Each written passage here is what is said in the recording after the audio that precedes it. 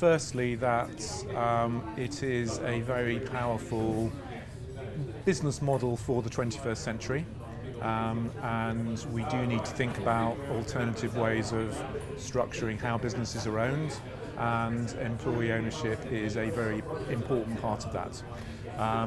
So that's number one. Number two is that it's never going to work automatically. So if you want to have a successful employee-owned company, everybody is going to need to work hard at it.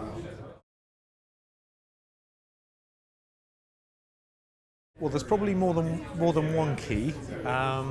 First is not to rush it, because some companies do sometimes have a tendency to think, we've decided we want to become employee-owned, what's the shortest possible period in which we can get to that result, because that's partly born out of enthusiasm. So I think don't rush it is one thing. The other really important thing, which is connected to the don't rush it, is just think very carefully about the people side. So leadership, so making sure that you have thought about having the right leadership team in place if the existing owners are managers of a company and they're actually going to step back, so don't leave a vacuum.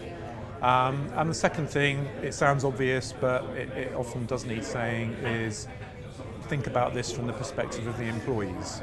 What's going to work for them?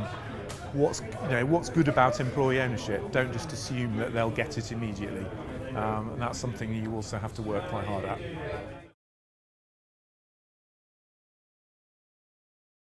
I think clear communication is absolutely essential, and a degree of listening as well, and that's on the basis that you probably won't get everything right, and that the employees will have their own ideas which are always worth listening to, and if you do that, then you'll probably end up with something that works a lot better.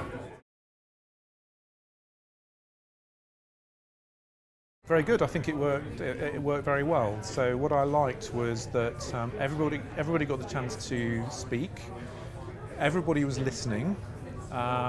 It wasn't dominated by one or two people, and I got a very clear sense that we all learned. Yeah, and learning and listening is a very important part of employee ownership, and that's what we were practicing today.